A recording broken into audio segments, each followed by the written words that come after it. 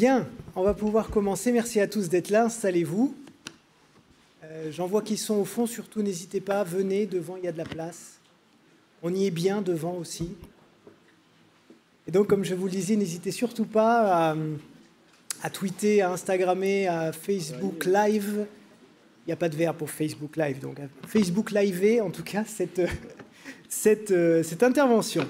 Alors, on est ensemble jusqu'à 15h pour parler des nouvelles recommandations pour le PSC1. Alors, vous savez que l'enseignement des gestes qui sauvent est régulièrement actualisé pour affiner les techniques de prise en charge. Et ce sont des scientifiques, en fait, qui évaluent tout ça pour rendre les gestes de plus en plus précis et efficaces. Et justement, en décembre 2016, eh bien, des modificatifs sont intervenus et on est là pour vous expliquer tout ce qui change et tout ce qui évolue. Avec nos deux invités, le capitaine Laurent Leclerc, chef de la section secourisme de la Direction générale de la sécurité civile et de la gestion des crises, et Sylvain Lavinsky, son adjoint à la Direction générale donc, de la sécurité civile et de la gestion des crises. Messieurs, je vous laisse la parole pendant 45 minutes. On va voir donc tout ce qui évolue, tout ce qui change, et ensuite on aura un quart d'heure. Vous pourrez poser toutes vos questions. Ils seront là pour y répondre. Voilà, c'est à vous, messieurs. Merci beaucoup. Bonjour à tous. Mon intervention, en fait, va se passer de la façon suivante. Cet après-midi, les recommandations PSC1, et notamment, vous voyez à l'image, enfin, un livret formateur accompagnant expliquant les changements, qui a été envoyé hier à toutes les associations agréées de formation et aux organismes publics habilités à la formation, permettant aux formateurs de comprendre les changements intervenus entre les recommandations PSC1 donc de 2012 et de 2017. Cette nouvelle publication donc du PSC1, donc, qui a été largement diffusée, qui est accessible depuis début janvier sur le site du ministère, et maintenant avec son livret formateur accompagnant. Un groupe de travail a été constitué. Existait déjà un groupe composé notamment de sapeurs-pompiers, que nous avons gardé, et étendu aux associations, donc l'année dernière, et aux organismes publics habilités. Et aussi avec le ministère de la Santé et l'INRS. Pour le SST, vous verrez dans mes propos juste après que ça a un lien avec les recommandations SST. Le Conseil national de protection civile, donc la Croix-Rouge française, la Croix-Blanche, la FNPC, la Fédération nationale des sapeurs-pompiers de France et l'Ordre de Malte avaient déjà bien entamé le travail. Et ce qui nous a permis en fait, de reprendre finalement en cours de route ces recommandations et de faire des choix avec la santé et avec l'INRS. Donc ce guide est accessible, bien sûr, pour les formateurs et uniquement à destination des formateurs expliquant les changements.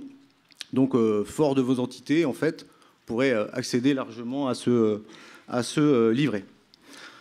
Demain, pour la suite en fait, de cette intervention, nous parlerons de midi à 13h du PSC1 à destination des personnes à mobilité réduite et de l'arrêté qui est en cours de signature à l'outre-mer et déjà signé par la santé, et de la pérennisation des gestes qui sauvent, c'est-à-dire l'avenir des gestes qui sauvent, ces fameuses 2 heures de sensibilisation que le ministère pérennise par un arrêté et des guides.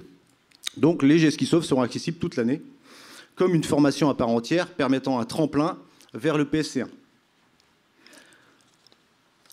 Donc cet après-midi, donc pour 40 minutes environ, vous laissant un peu de temps pour les questions, parlons des changements. Donc parlons des changements en procédure et des changements en technique. Concernant l'alerte, vous l'avez vu sûrement dans le PSC1, pour ceux qui ont ouvert le livret déjà hier, puisqu'il a été envoyé hier en début d'après-midi, vous avez pu remarquer qu'une simplification de texte dans la fiche procédure 1.1.2, donc l'alerte finalement. Certains changements sont liés à la tournure de phrase, tout simplement, et une mise en cohérence avec les textes réglementaires concernant le 112. Effectivement, on retrouve à l'intérieur en fait, de cette fiche procédure qu'il est préférable que l'alerte soit réalisée à partir d'un téléphone portable, puisque tout le monde, aujourd'hui, est porteur d'un téléphone portable ou sans fil, ce qui permet à l'appelant de rester ou de se rendre auprès de la victime et d'écrire exactement la situation et être guidé par téléphone dans la réalisation des gestes de secours. On retrouvera effectivement ces gestes de secours guidés par téléphone dans d'autres fiches après. qui ont entraîné certains changements, notamment l'appel à l'aide aussi, et puis le fait de ne pas quitter la victime automatiquement pour aller donner l'alerte, puisque l'alerte peut être faite en même temps en haut-parleur, et pourquoi pas une personne non formée, guidée dans notamment la réanimation cardio-pulmonaire, mais pas que, dans les gestes de secours dans leur globalité face à une victime. Et nous avons ajouté aussi envoyer une personne pour accueillir les secours et organiser leur accès sur le lieu de l'accident au plus près de la victime.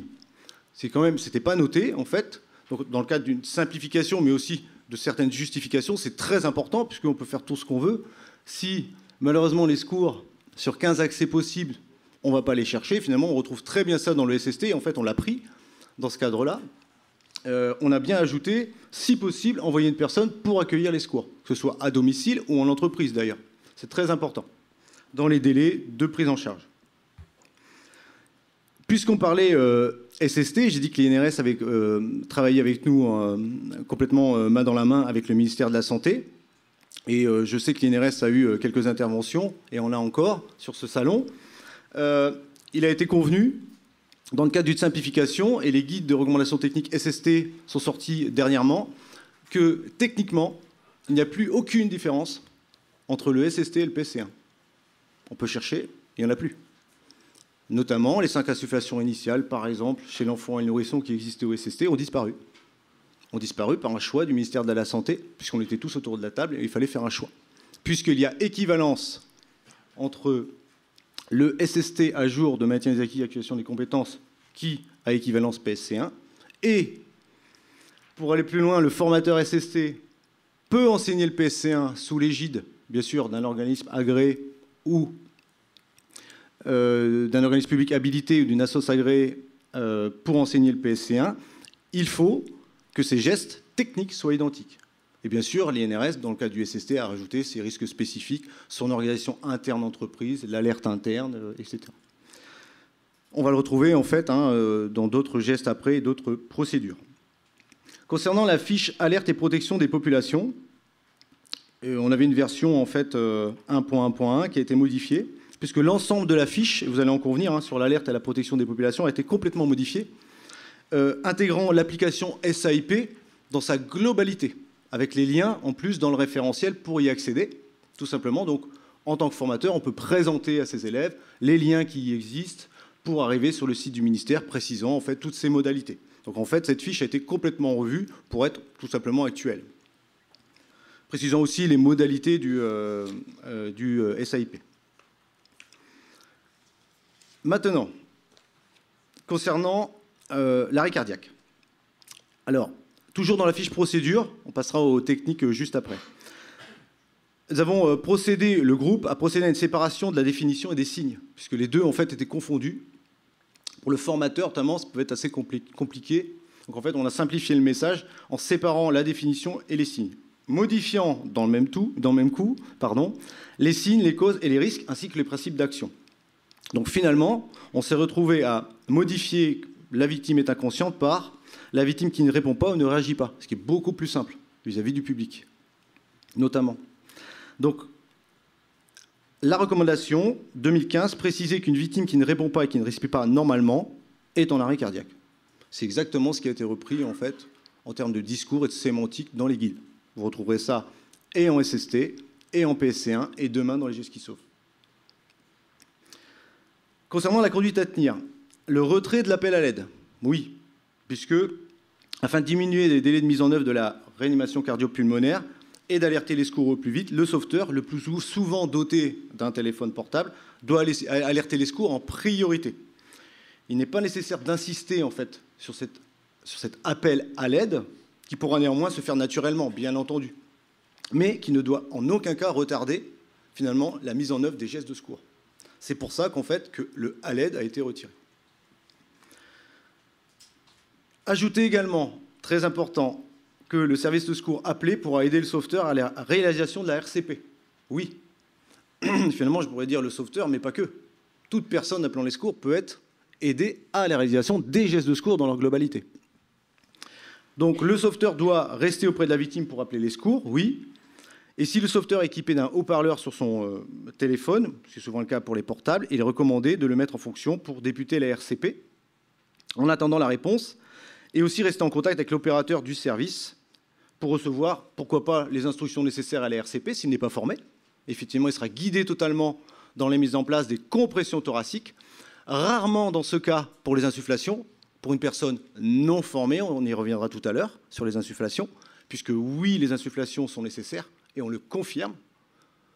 Il y a des cas où on ne fait pas les insufflations qui sont définis, et on pourrait ajouter le cas d'une personne non formée appelant les secours, guidée par téléphone pour la réanimation cardio-pulmonaire, où là, les secours, en général, ne demandent que masser. Il est très compliqué d'expliquer par téléphone les insufflations à une personne non formée. Pour le reste, les insufflations restent, hormis 3 cas qui sont redéfinis en fait dans ce guide et qu'on retrouvera au geste qui sauve. Alerter les secours de préférence avec son téléphone portable, débuter immédiatement la RCP en attendant que le service de secours réponde.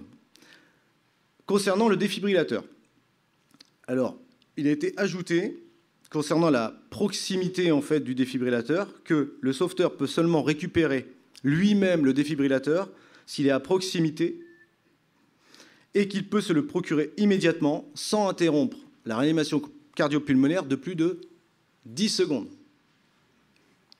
Dans le cas contraire, le sauveteur réalise les RCP jusqu'à ce qu'on lui apporte le DAE. Au départ, en fait, sur le groupe, on s'est retrouvé en fait, avec une recommandation qui demandait que le sauveteur utilise le défibrillateur s'il était visible. Sauf qu'en relecture, on s'est rendu compte que visible, mais si je sais que le défibrillateur est derrière la porte, je ne le vois pas, est-ce que je peux aller le chercher? Oui. En clair, il ne faut pas interrompre la réanimation cardio-pulmonaire plus de 10 secondes pour aller chercher un défibrillateur lorsque le sauveteur est seul. Dans ce cadre, il attend, en fait, il attaque ses gestes de secours pour demander à quelqu'un d'aller chercher le défibrillateur. Voilà. C'est comme ça, en fait, que le formateur retrouvera la justification dans ce guide. Concernant toujours l'arrêt cardiaque, et dans la fiche procédure, le retrait de la notion de reprise de respiration normale, qui posait beaucoup de soucis d'ailleurs aux formateurs, en PSC1. Il faut toujours préciser la limite et le cadre. Effectivement, donc dans le cadre de la RCP de base réalisée pour le grand public, donc il est préférable de poursuivre la RCP jusqu'à l'arrivée des secours. Quand bien même la victime, en fait, hormis si elle réagit et qu'elle respire, et là on sait faire, en fait, ou elle ne réagit pas et respire, on sait faire, quand bien même il y aurait une reprise ou un semblant de reprise de respiration. Il n'y a aucun risque. Donc, pour le grand public, il n'y a pas en fait de reprise de respiration normale. Voilà. Déjà statistiquement, dans le groupe, on a eu, de par les médecins, en fait, les statistiques, c'est très rare. Et quand bien même ça arrive, ça ne dure pas longtemps, en fait. Voilà, puisque donc on fait poursuivre la réanimation cardio-pulmonaire, donc les 32 en fait, jusqu'à l'arrivée des secours, puisque la probabilité de récupération d'une activité cardiaque et aussi du retour à la conscience, donc la victime réagit, avant l'arrivée des secours est très faible. On simplifie le discours pour le grand public, hein, c'est exactement ce qu'on veut. Hein. Donc, néanmoins, ils insistent sur le fait que tous les sauveteurs doivent pratiquer au minimum les compressions thoraciques chez les victimes qui présentent un arrêt cardiaque. Si les sauveteurs sont formés et qu'ils s'en sentent capables, donc finalement, hormis les 3 cas, c'est impossibilité d'effectuer les insufflations. Je précisais juste aux gens qui étaient au fond qu'il restait 3 places là devant, 2 ici, donc ne restez pas voilà, debout, venez vous installer. Voilà, c'est tout. Donc impossibilité d'effectuer les insufflations, fracas du visage, impossibilité, dégoût aussi.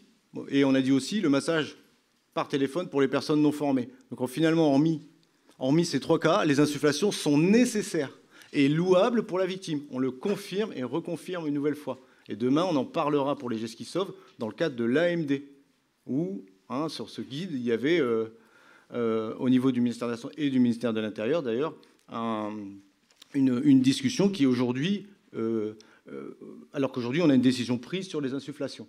Il y a des cas où on ne fait pas les insufflations. Ils sont définis dans tous les guides identiques, gestes qui sauvent et PSC1. Donc, et on l'a ajouté dans le livret formateur, les insufflations doivent être enseignées et réalisées sur toute victime en arrêt cardiaque, sauf dans les cas prévus dans les recommandations. On le retrouvera aussi dans les cas pour les gestes qui sauvent, bien entendu, dans le cas du secours multivictime, non formé, etc.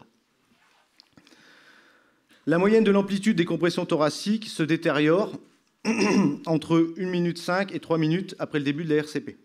Donc, il est recommandé que le sauveteur qui réalise les compressions thoraciques soit relayé toutes les 2 minutes pour prévenir une diminution de l'amplitude liée à la fatigue, tout simplement. Donc, le relais du sauveteur doit se faire sans interrompre les compressions thoraciques. Donc oui, dans le cadre de vos formations en PSC1, vous pouvez faire des relais avec vos élèves dans le cadre des compressions thoraciques. Voilà.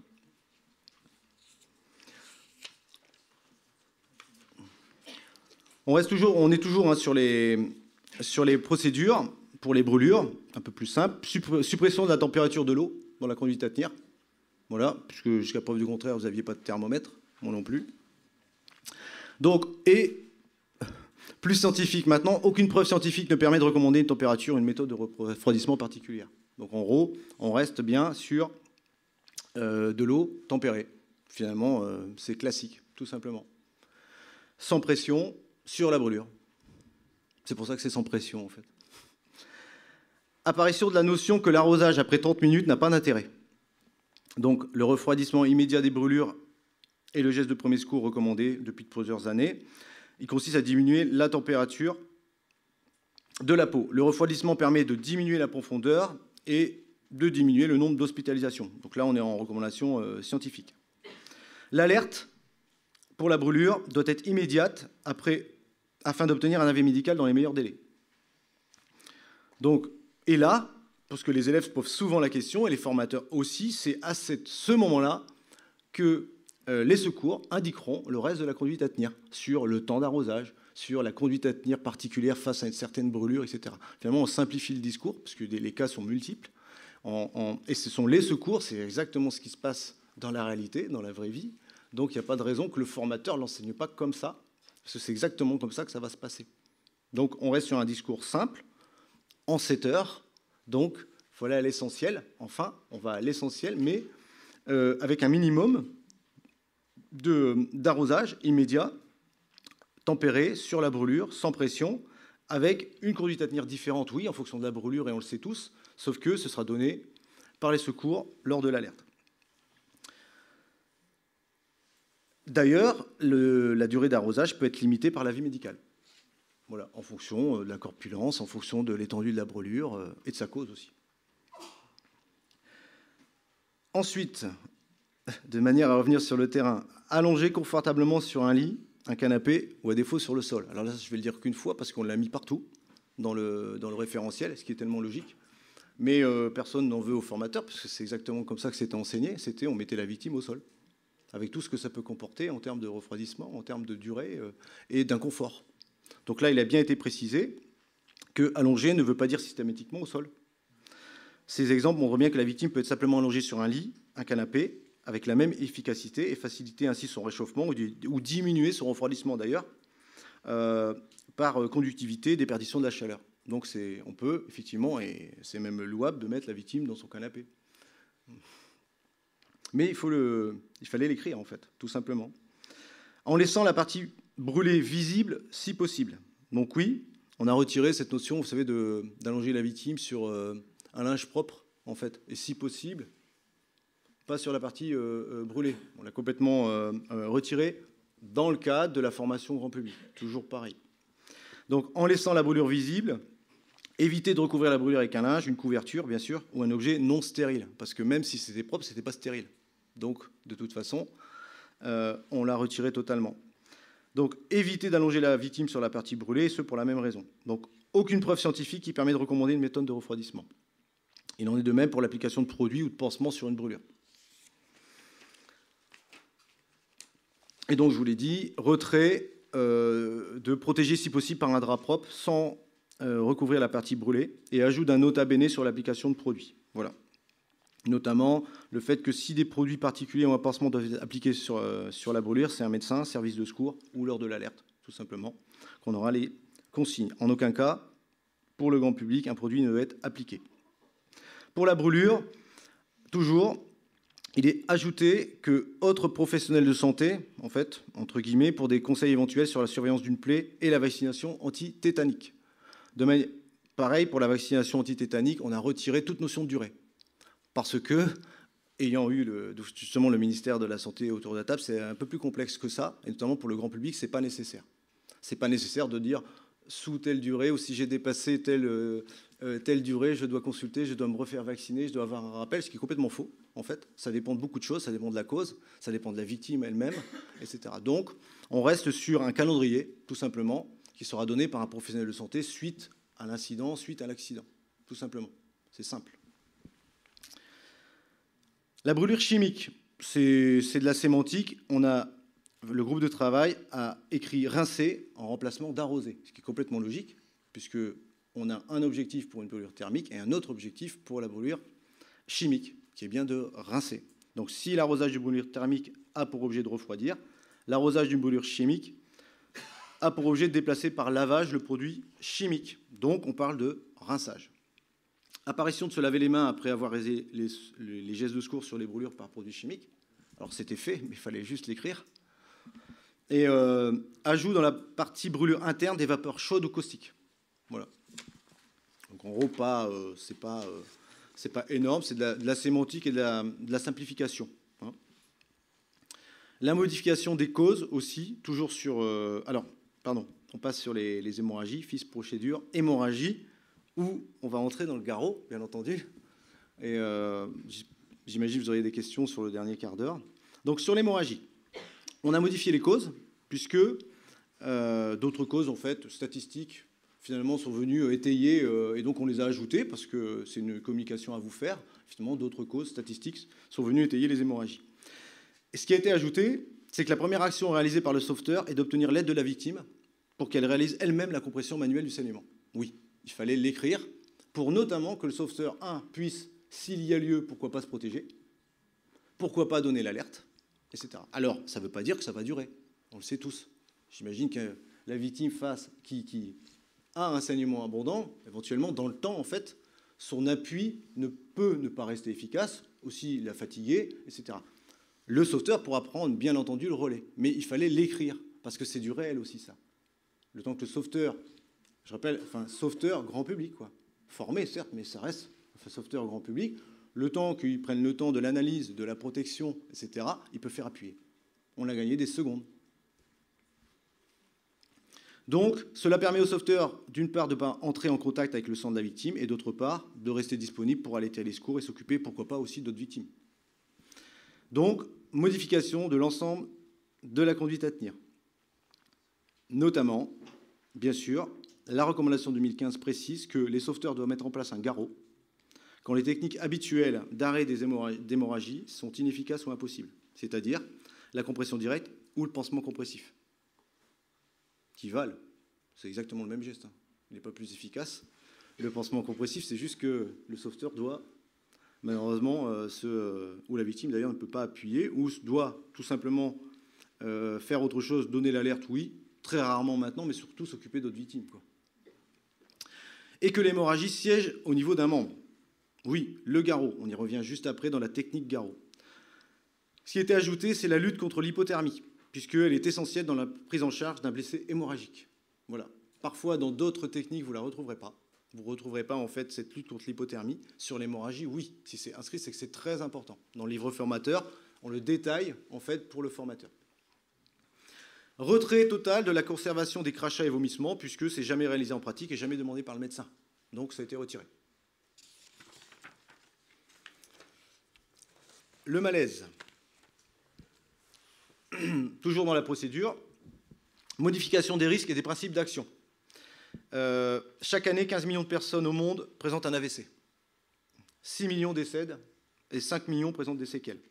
Donc, l'AVC est la deuxième cause de décès chez les personnes de plus de 60 ans et la deuxième cause de handicap. Fort de cela, nous avons développé totalement les signes de l'AVC, présentant finalement, et vous le retrouverez donc dans la procédure, cette fiche de façon différente, en donnant à votre futur sauveteur 2 grands thèmes d'urgence, qui sont 1, la détresse cardiaque, notamment la douleur à la poitrine, 2, les signes de l'AVC, et ensuite seulement d'autres signes avec une conduite à tenir. C'est-à-dire qu'on a bien reclassé en fait les 2 urgences, l'urgence cardiaque, l'AVC présentant tous les signes, avec une conduite à tenir, et ensuite tous les autres signes, et hormis 2 positions particulières, en fait, avec une conduite à tenir générale pour les autres signes de malaise. Voilà, en fait, cette fiche procédure a été remodelée. Voilà concernant le malaise et l'AVC. Voilà, c'est généralement ce que vous retrouvez avec les justificatifs que vous trouverez dans la fiche malaise. Concernant l'obstruction aiguë des voies aériennes par un corps étranger. Donc, il y a eu une modification des causes et des risques. Notamment, on a placé en fait l'obstruction partielle en fait, au début, tout simplement, parce que d'abord on voit si c'est partiel avant d'entamer les gestes, et on sait pourquoi.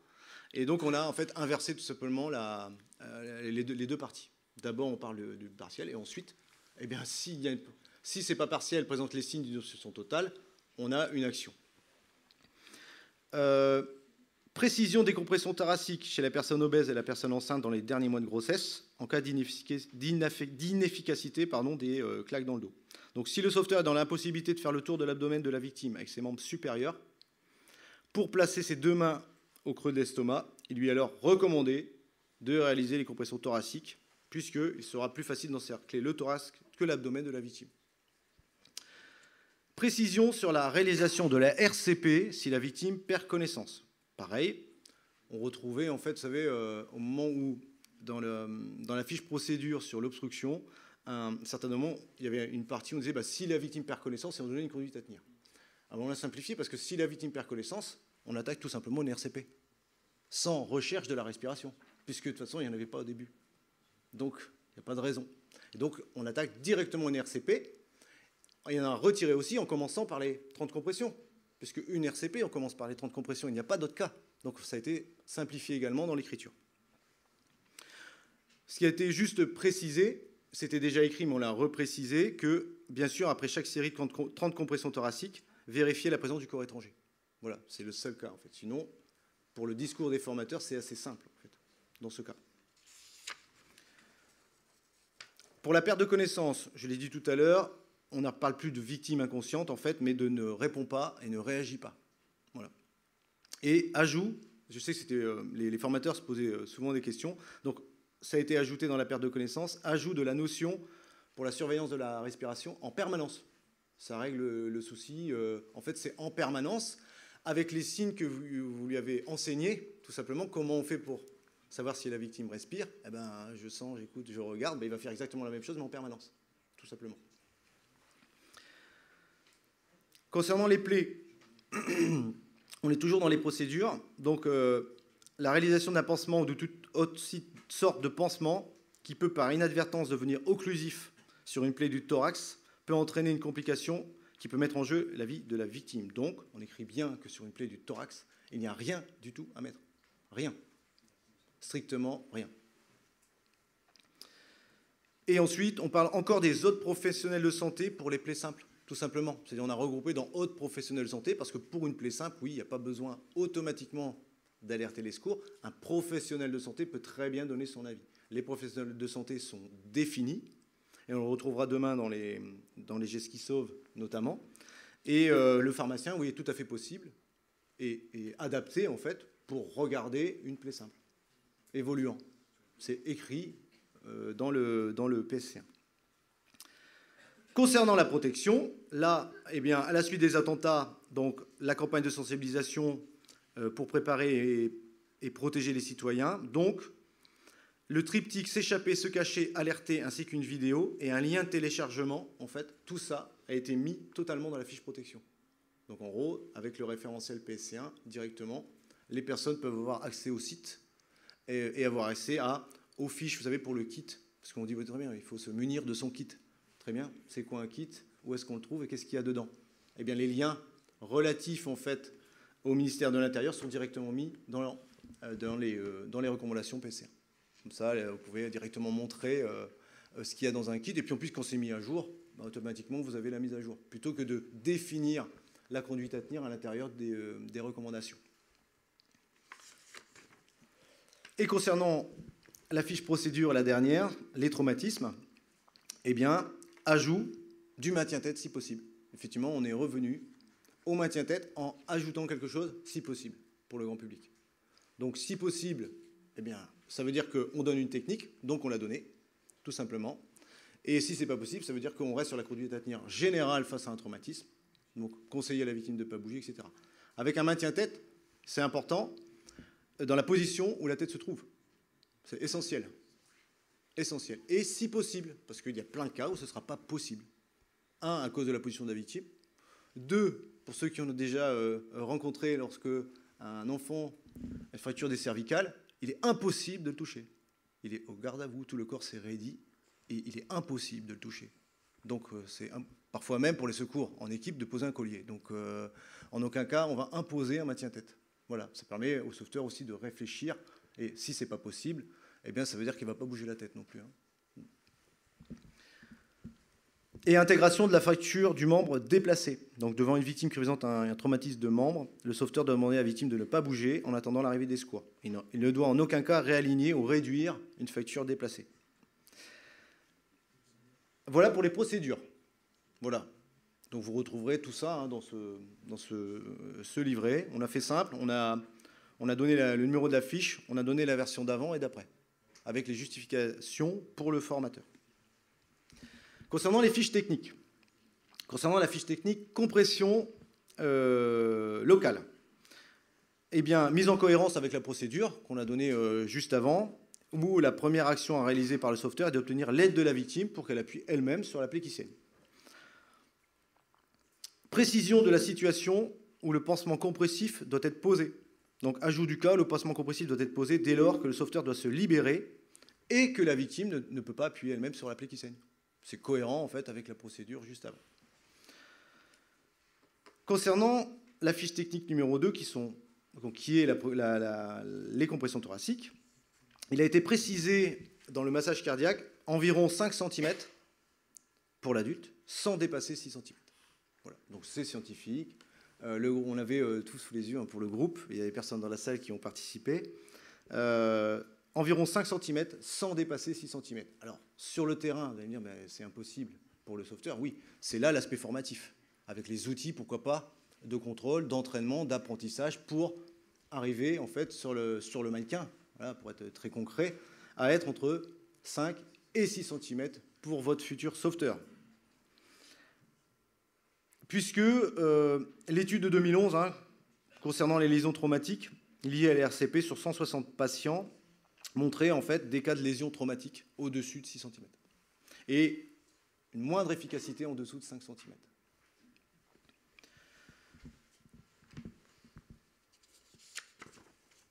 Toujours concernant les compressions thoraciques, nous avons mis en parallèle la technique de compression thoracique du nourrisson en arrêt cardiaque et la technique du nourrisson dans le cadre de la désobstruction par compression thoracique. C'est-à-dire, il y avait, pour les puristes, et je vous en remercie, effectivement des mots en fait, où la technique de positionnement de la pulpe des doigts n'était pas la même en fait. Et donc, elle est strictement identique. Elle est strictement identique, c'est juste la technique qui change, avec un objectif de massage en fait, avec une compression entière, etc., avec un rythme et profonde, souple, longue pour la compression des nourrissons, pour la désobstruction. Compression sternale chez l'adulte sur un tiers de l'épaisseur, soit 5 cm chez l'enfant. Si l'enfant est grand ou si le sauveteur est petit et n'a pas suffisamment de force, la technique adulte, donc les deux mains, peuvent être utilisées chez l'enfant. Ça dépend, 1, du gabarit de l'enfant, et 2, du gabarit et de la force du sauveteur. Tout simplement pour obtenir le même objectif. Donc il fallait l'écrire. Pour le nourrisson, thorax sur le tiers de l'épaisseur, soit environ 4 cm. Pareil, c'est un aspect formatif, où là, il faut s'entraîner. Il y a des outils, certes, pour s'entraîner à aller vers cette distance, en fait, cette profondeur pour les sauveteurs. Concernant la défibrillation, c'est la fiche technique numéro 3. Donc l'usage du défibrillateur est sûr et sans risque, même, et bien sûr, et surtout, si elle est utilisée par des personnes qui sont peu ou pas du tout formées. Donc on rappelle ici que pour utiliser un défibrillateur, ce n'est pas obligatoire d'être formé. C'est comme ça qu'ils sont conçus. Et d'ailleurs, maintenant, Certes, le défibrillateur, c'était déjà prévu, et maintenant, avec les secours qui guident finalement le sauveteur ou la personne non formée par téléphone, finalement, la conduite à tenir peut être globale, tout simplement chez une victime. Si plus d'un sauveteur est présent, le sauveteur qui est seul, et si le sauveteur est seul qu'un DAE est visible à proximité, il se munit du défibrillateur et l'utilise en interrompant les manœuvres de RCP pour installer le DAE, tout de suite en fait. Et ça sur tous les cas. Donc ça c'est assez simple en fait. En gros, à partir du moment où le défibrillateur est là, on s'arrête, on met en place le défibrillateur. Voilà. Il n'y a pas de notion de rythme ou de cycle, etc. On n'est pas du tout revenu là-dessus. On parle du deuxième sauveteur, finalement, on pourrait même parler de la deuxième personne présente, puisqu'une personne non formée peut tout à fait installer un défibrillateur. En formation, pour les formateurs qui sont dans la salle, vous le faites très bien, et ça démystifie immédiatement, puisque lors de sa démonstration, le formateur le fait, il prend un élève et lui fait utiliser le défibrillateur dans sa démonstration propre. Ça démystifie tout de suite les défibrillateurs. Les autres élèves pensent que c'est son formateur, ce n'est pas le cas. La désobstruction par la méthode des claques dans le dos, là, en fait, on va globaliser, c'est simple. Maintenant, en fait, les techniques de désobstruction ne sont plus liées à l'âge, mais au gabarit. Ce qui est complètement logique. Soit la victime peut tenir dans les bras du sauveteur, donc pour les claques dans le dos, on est en technique nourrisson. Soit la victime peut tenir sur les jambes, sur les genoux du sauveteur, on est en technique enfant. Et si ce n'est pas le cas, on est en technique adulte. Et finalement, voilà. C'est juste lié au gabarit, tout simplement, pour le même objectif. Voilà. Précision sur la technique du nourrisson, notamment lors du maintien de la tête. En fait, alors, pour le maintien de la tête, pour ceux qui l'ont déjà lu, c'est exactement en fait ce que vous faites, tout simplement. C'est-à-dire, il n'y a pas eu, c'est pas un changement, c'est juste qu'on a précisé exactement la position en fait dans laquelle le sauveteur et vous, formateur, vous mettez vos mains, tout simplement. On l'a juste précisé, mais il n'y a pas de changement. Voilà, c'est pour avoir des mots en fait sur la technique, parce qu'il n'y en avait pas, c'était maintenir en fait, sauf que maintenir sans appuyer sur le coup, ça vaut le coup pour le nourrisson, mais maintenir, on a précisé une technique. C'est celle exactement qui était présente, on a, avec M. Lavisky, testé cette technique pour écrire finalement les mots exactement de la position de la main du sauveteur. Précision de pencher la victime vers l'avant. C'était déjà le cas dans certains, et pas pour l'enfant et le nourrisson. Et donc, comme on est revenu sur les gabarits, on l'a remis partout. Les compressions abdominales. Donc, les recommandations indiquent que cette technique chez l'adulte et l'enfant de plus de 1 an. Donc, le groupe de travail insiste sur le gabarit de la victime et la nécessité, particulièrement pour l'enfant, que le sauveteur puisse se tenir debout ou à genoux derrière la victime, ce qui est logique également. Désobstruction par la méthode des compressions thoraciques, et c'est ce que je vous ai dit juste avant. Donc pour le nourrisson, on a exactement mis la même technique.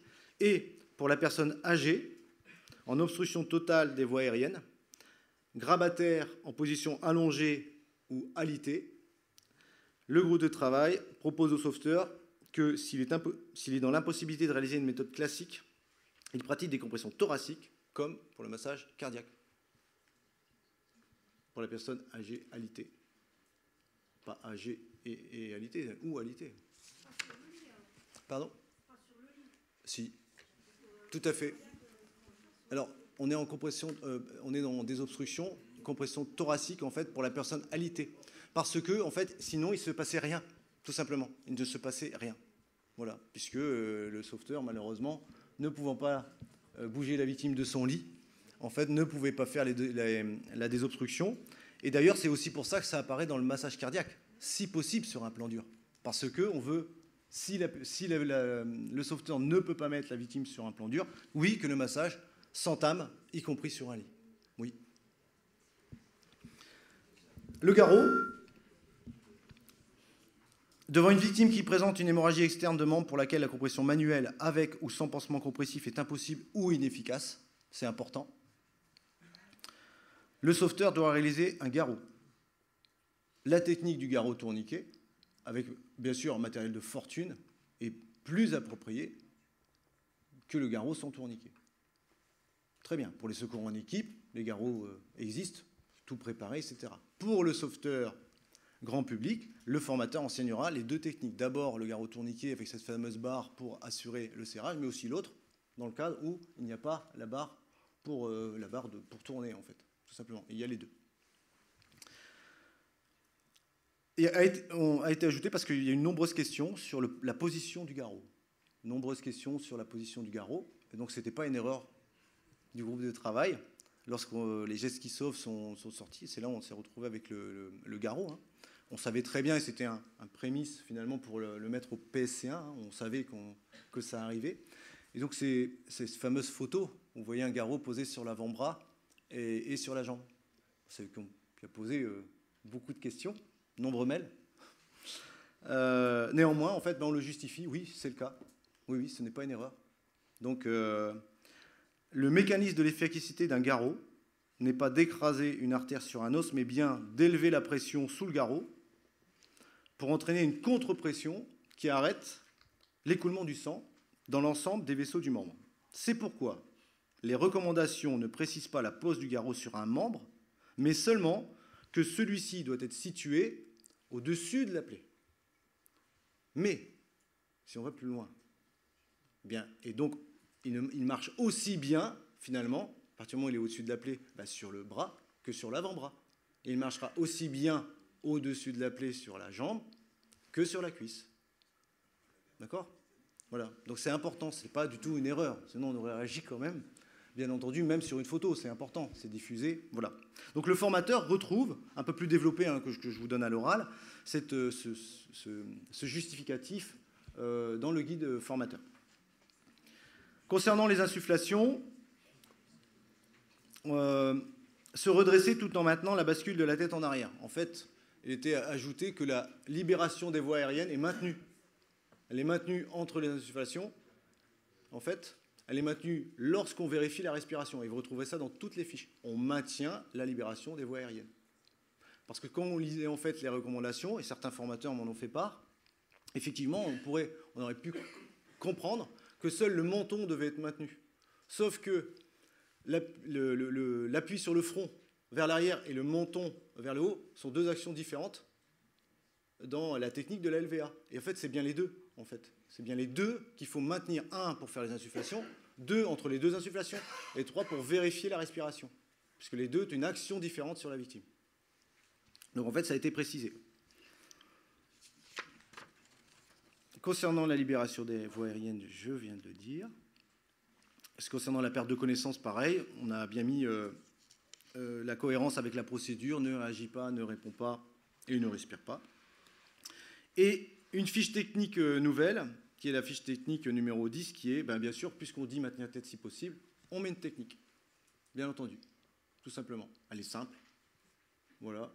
Dans la position, on laisse la tête dans la position dans laquelle elle se trouve, avec un maintien-tête, tout simplement stable. Alors, bien sûr, on me pose la question, est-ce que les coudes sont sur les genoux, est-ce que... Stable, c'est simple.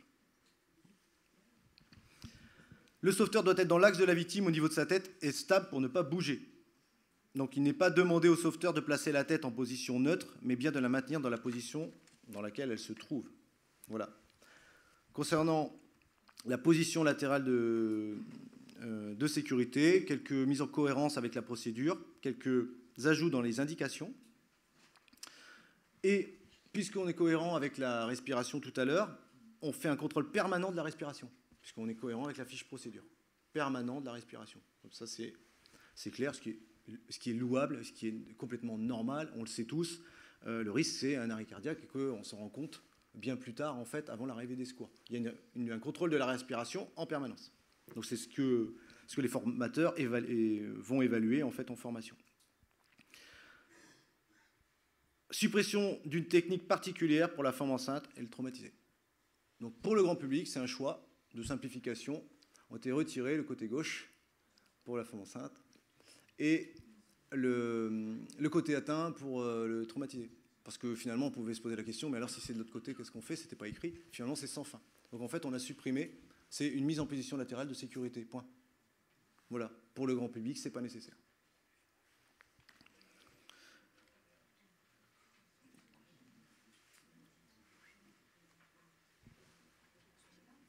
Concernant la fiche défibrillateur, c'est la fiche matérielle numéro 1, modification de certaines tournures de phrases. En fait, on a profité, le groupe on a profité pour relire en fait, les fiches où il n'y avait pas de modificatif, mais de faire un petit toilettage, voilà, soit d'écriture, soit de compréhension ou de structure.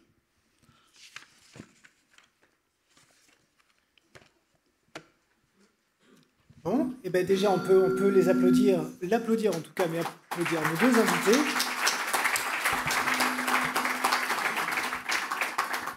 Merci pour toutes ces précisions. Et je vais passer avec un petit micro. Levez la main donc pour ceux qui ont des questions. 1, 2, 1, 2. Super, ça marche. Alors, ici, là-bas, OK. Oui, bonjour, Pierre Carrère du 6 de la Moselle. Dans l'alerte, vous préconisez donc que l'appelant reste en ligne avec l'opérateur, qui va donc lui le garder en ligne pour l'aider à la RCP, par exemple. Par contre, au niveau du référentiel SAPAMU, sur les relations 18-15, on est dans le cadre du départ réflexe, donc pas de souci au niveau pompier. Par contre, les SAMU vont très vite nous dire nécessité d'avoir l'appelant rapidement au niveau du régulateur. Donc, quelle conduite à tenir doit-on avoir ? Mais en fait, si j'ai bien, dans la procédure décrite dans le PSC1, il n'y a pas de retard de l'alerte. Puisque, en fait, comme elle est écrite, en fait, si j'ai bien compris la question, comme elle est écrite, cette fiche, le ALED a été supprimé, puisque ça ne va pas retarder, les gestes de secours ne retardent pas l'alerte, en fait, et que la mise en haut-parleur pour alerter peut se faire immédiatement et attaquer une RCP. Donc dans ce cadre-là, en fait, le sauveteur peut être en relation avec les secours pendant qu'il fait la RCP.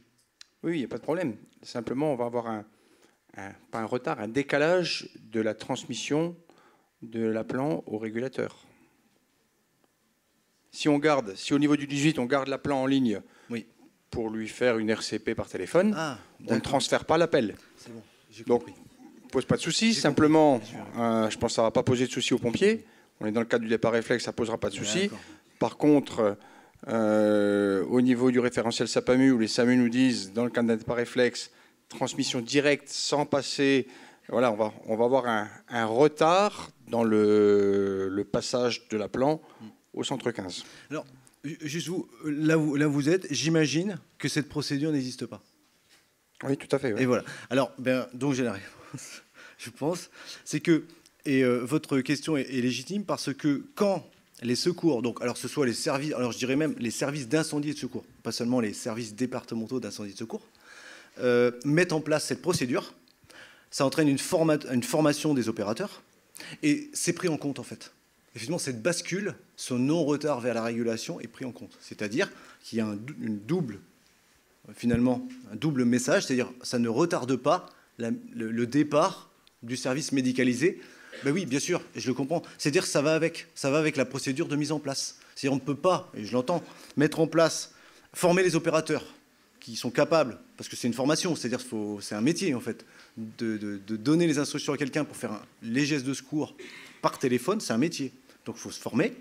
Et dans toute la procédure en fait, mise en place dans les services d'incendie et de secours, on va dire comme ça, ou au centre 15, centre 18, c'est pris en compte en fait. C'est-à-dire cette bascule nécessaire est prise en compte. C'est-à-dire il y a un lien direct entre l'opérateur et le sauveteur qui lui en fait est sans fin. Pour autant, ça ne retarde pas, puisqu'il n'y a pas besoin d'avoir le régulateur dans ce cadre-là. Il faut juste faire partir le moyen médicalisé. Donc il n'y a pas de retard. Voilà. Ce qui est vrai, c'est qu'il n'y a pas le lien entre le sauveteur et le régulateur, mais dans ce cadre-là, il n'est pas nécessaire.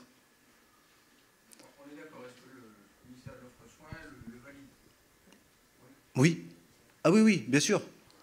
Donc, mais il n'est pas nécessaire, en fait, ce lien, puisque le moyen médical est parti. Par contre, dans le cas d'un autre geste que la RCP, oui, la bascule peut avoir lieu, parce que l'opérateur peut très bien donner le geste de secours. Exemple, mettre en position latérale de sécurité si la victime respire, et la bascule se faire. Dans le cadre d'un arrêt cardiaque et d'un envoi médical immédiat, le lien sauveteur-régulateur propre, là pas opérateur, régulateur propre, n'a pas de sens pour la victime. Je dis bien, pas pour l'organisation interne, mais pour la victime. Voilà. On a une question ici.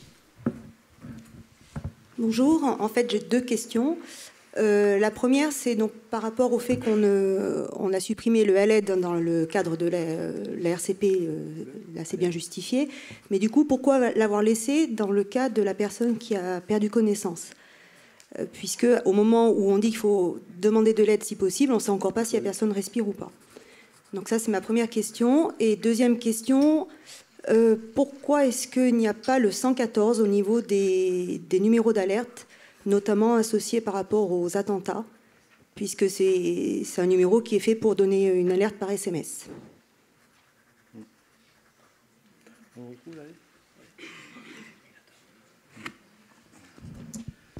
Alors concernant le ALED, effectivement, on le retrouve dans la perte de connaissance pour pouvoir se faire amener le défibrillateur, en fait.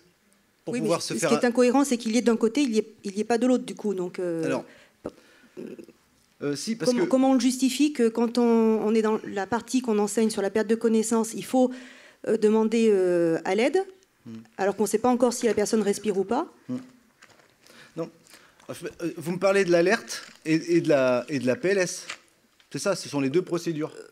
Oui, dans la partie pour la perte de connaissance, où on dit qu'il faut, si possible, demander, appeler à l'aide, je ne sais plus comment c'est libellé, avant de vérifier la respiration. Oui. Comme c'était libellé, en fait, avant dans l'ancienne version. Alors, sur la PLS, parce que j'y suis en même temps que vous, ça je vais y répondre. Donc en fait, sur la PLS, on retrouve bien le ALED pour amener, pourquoi pas, un défibrillateur. D'accord? Ce qu'on ne retrouve pas, c'est à l'aide, alerter les secours, faire les gestes de secours. Non, on fait à l'aide, si on veut, dans cette position, on fait les gestes de secours, et puis là, eh bien, on va voir ce qui se passe. Si la victime est seule, si le sauveteur est seul, il pourra alerter les secours, etc. Et là, dans la deuxième fiche, donc pour celle-là, moi, ça ne me pose pas de souci, y compris se faire amener un défibrillateur. Et dans la deuxième fiche où vous la retrouvez, je ne vois pas. Eh bien non, justement, comment l'enlever sur la partie pour la RCP, pour l'arrêt cardiaque? Il y a plus ce côté à l'aide, et vous l'avez très bien justifié, ça va bien. Du coup, je trouve que c'est un peu incohérent sur les deux parties. Ah, non, c'est pas incohérent. Puisque ce qu'on veut, c'est que le sauveteur entame une réanimation cardio-pulmonaire. Et que, une fois qu'il a entamé sa réanimation cardio-pulmonaire, et comme on met dans le référentiel que l'alerte ne doit pas être trop lointaine, notamment, mais il a attaqué immédiatement une réanimation cardio-pulmonaire. Le seul risque, c'est quoi? C'est qu'il n'ait pas de portable, en gros, et qu'il ne mette pas sur haut-parleur. C'est rare, ce sera rarement le cas. Donc en gros, en écrivant ça, on sait très bien qu'il va attaquer la RCP, mettre sur haut-parleur, c'est exactement ce qu'on veut, en fait, et alerter les secours. Dans la PLS, on n'est pas du tout dans le même cas, puisqu'il y a à l'aide, il fait son geste de secours, il se fait amener un défibrillateur, parce qu'on ne sait pas trop ce qui va se passer. Et là, il est tranquille. De toute façon, le geste de secours est fait, il peut appeler les secours et c'est fait amener le défibrillateur. Donc en fait, c'est, je trouve, assez cohérent. Ce qu'on veut, madame, vous avez raison, c'est que la RCP soit attaquée immédiatement, puisque, vous le savez autant que moi, les séquelles avec le temps qui passe. Est-ce qu'il y a d'autres questions? La deuxième question à propos du 114. Donc oui, je vais laisser quand même si vous... Sur le 114, on va vous répondre aussi. Alors donc, en effet, pour le 114, ça a été une des discussions, mais aujourd'hui, c'est toujours en cours d'arbitrage, dans le sens où le positionnement réel de la plateforme 114 aujourd'hui sur l'ensemble du territoire. Alors, pour l'instant, c'est toujours pas arbitré. Par contre, peut-être que dans 5 ans, ça rentrera dans le numéro d'urgence. Et pour l'instant, l'arbitrage est toujours encore en cours sur le positionnement réel de la plateforme 114. Voilà. Donc c'est pour ça qu'aujourd'hui, ça n'a pas été avancé sur le référentiel en lui-même, dans l'attente de cet arbitrage, qui ne relève pas uniquement que du ministère de l'Intérieur. Voilà. D'autres questions? Oui. Je vous apporte le micro.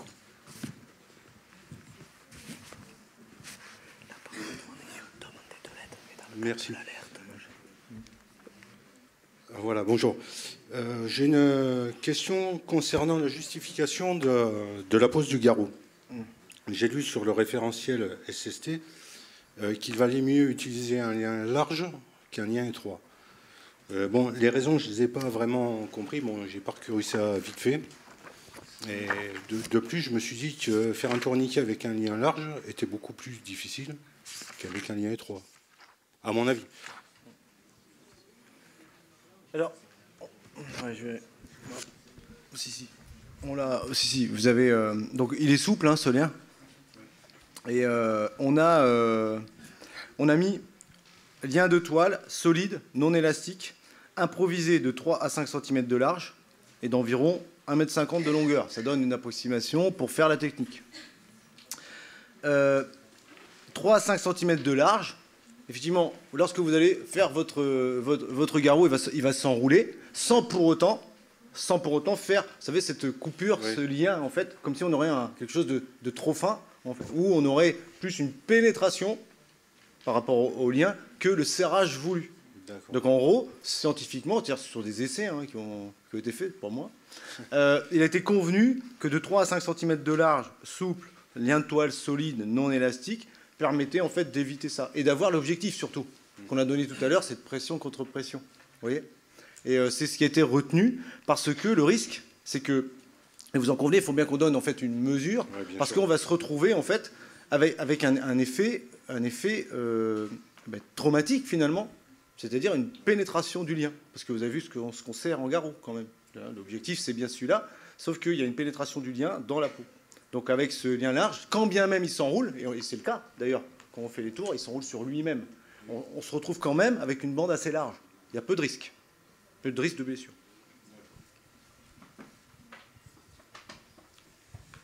Est-ce qu'il y a d'autres questions? Une petite dernière. Alors, on prend les deux dernières et après, on va devoir passer à la conférence suivante.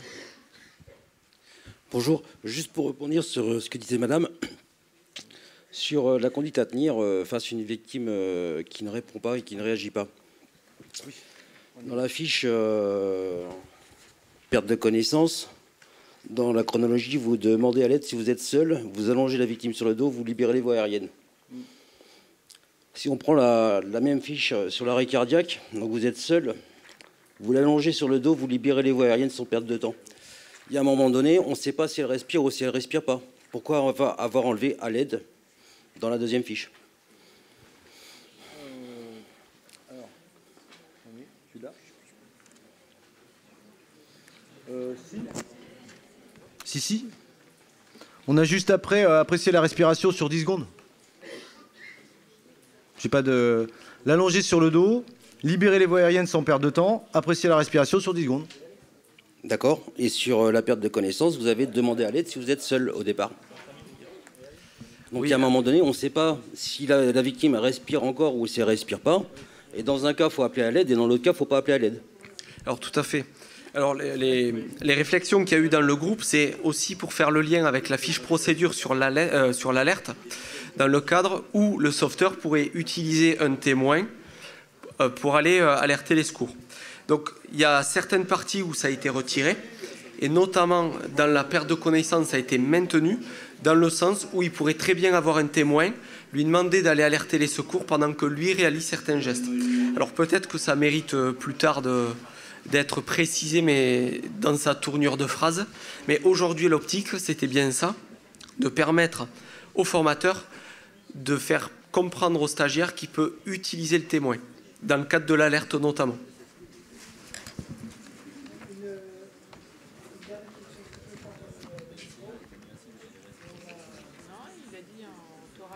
Voilà, on va prendre la dernière question. Et après, on passera donc à la prochaine conférence qui traitera du paramédics. C'est plus une réflexion qu'une question. C'est en fait, je pense qu'on va avoir du mal à donner nos justificatifs par rapport au garrot, puisque sur le site même de Secours Expo, on nous explique que le garrot doit se mettre au-dessus du coude et au-dessus du genou pour comprimer l'artère contre un os. Donc je pense qu'il va falloir que vous... peut-être que vous alliez voir les gens qui sont au damage control, aux ateliers de damage control, parce que c'est ce qu'on nous diffuse. Alors je pense que déjà en termes de grand public, on va avoir du mal à faire passer les nouveaux justificatifs. Voilà, c'était seulement une réflexion. Eh bien, écoutez, merci beaucoup à tous. On peut réapplaudir encore une fois le capitaine Laurent Leclerc et Sylvain Lavinsky. Et pour ceux qui sont intéressés par la problématique ambulancier, tout de suite une conférence sur le référentiel anglo-saxon, le Paramedics.